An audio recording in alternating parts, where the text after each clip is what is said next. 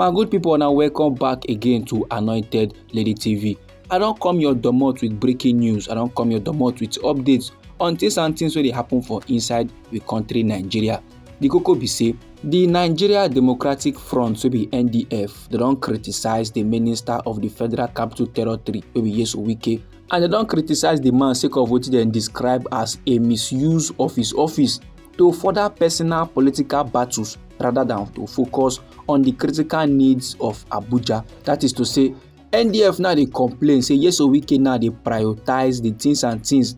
They prioritize the matter wey concern Rivers State politics over the politics of Abuja, over the critical needs of the Federal Capital Territory. They yarn say Oga Nyesom Wike mind no dey for inside Abuja, but im mind dey for Rivers State, Port Harcourt, Gangan, and this kind of level e no make sense. The group now dey yarn all this level for inside one statement wey dem issue for inside Abuja, and this statement was signed by the group their spokesperson in dey go by the name Engineer Ikenna Ellis Ezenekwe. And for inside this statement, he called the yarn say like this now, insecurity and educational challenges e don befall the Federal Capital Territory wey be Abuja. All is not well at all for inside Abuja. Make Oga Nyesom Wike now redirect that in attention, that in focus wey don put for Rivers State matter, make him carry am come back to the Federal Capital Territory wey be Abuja, and make him come begin dey resolve all these issues wey don dey arise. No be small matter like this, my good people. Still on the statement wey the Nigeria Democratic Front (NDF) dem release, they come dey express their concerns about the increasing insecurity and social issues wey don arise for inside the Federal Capital Territory, and e dey arise under the watch of the minister wey be Nyesom Wike. The group come dey yarn say the kidnapping incidents and the rising dropout rates among school-age children na something wey be say person no suppose to dey overlook for inside Abuja. Na something wey be say person need to face head on. Na something wey person need to tackle am immediately before e go escalate. And as the capital now dey face all these critical challenges, they need a steady, committed leader. They need a leader wey be say in spirit, soul, and body dey together to resolve this issue. They need a leader wey be say in mind dey and e no ready to let anything distract am. And the statement no end there, my good people. Based on how the Nigeria Democratic Front now they arrange their words, based on how they take the yarn, that na to tell you say they para well like this, they no get joy. They don't like the thing wey the Minister of the Federal Capital Territory they do. They don't like the thing wey Nyesom Wike they do. They don't like the way they handle the affairs of Abuja. They don't like as the man now just put all in attention for the beef wey dey happen between him and the Rivers State Governor Siminalayi Fubara. They don't like as the man they busy now they battle other battles while Abuja is getting messed up. While Abuja is facing critical challenges, Oga Nyesom Wike dey busy. They follow up the political quarter wey dey happen for inside Rivers State, Port Harcourt. Now the Nigerian Democratic Front now they come dey yarn say based on statistics, the number of out-of-school children for inside the Federal Capital Territory wey be Abuja, e don increase, e don climb by 35% over the past 2 years. And this increment na sake of say there is lack of focus on developmental issues for inside Abuja wey be the federal capital.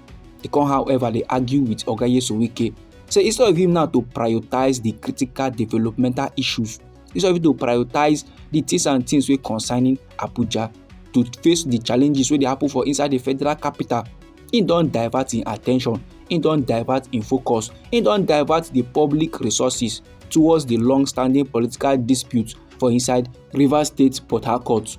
He don put all in interest, all in mind for the quarter wey dey happen for inside Rivers State. And this Rivers State, e dey far away e dey hundreds of miles away from Abuja.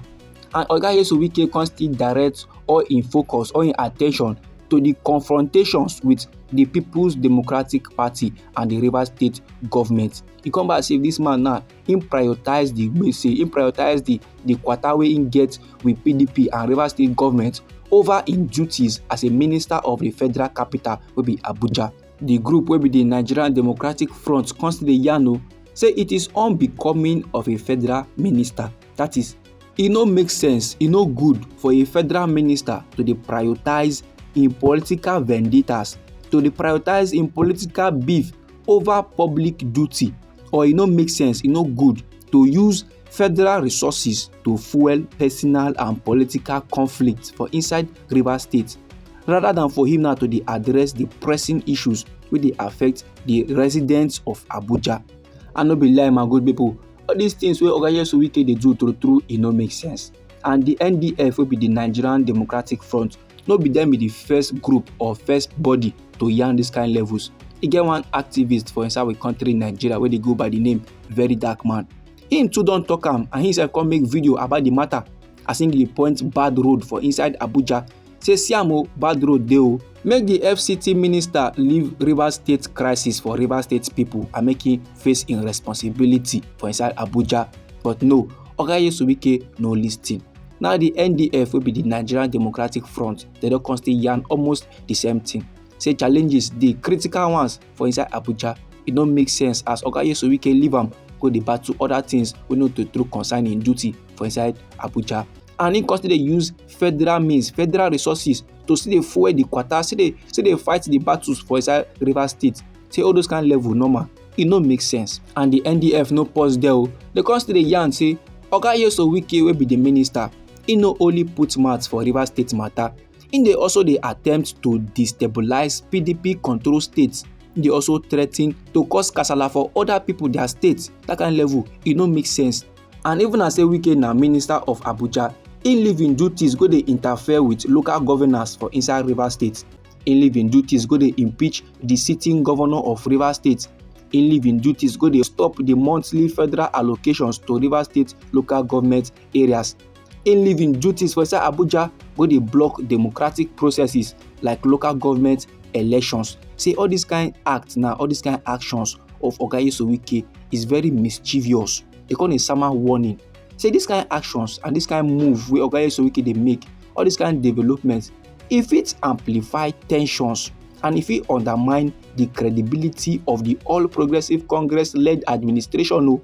If care is not taken, if something is not done, many things go wrong for inside the APC-led government and many things go affect democracy for inside we nation Nigeria.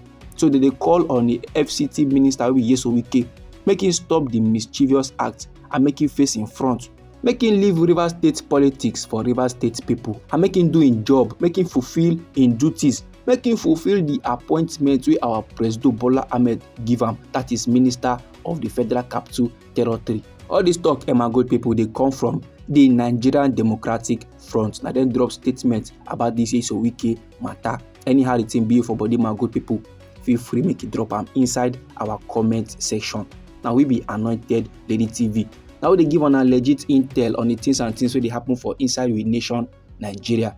So if you like these updates and you would like to receive more, try make you subscribe to this channel and try make you put on the notification bell so that as we dey bring the news they come, now you go first receive the updates and you go get them sharp. And they come your side again with another legit intel for you, my good people. Abeg, no go anywhere.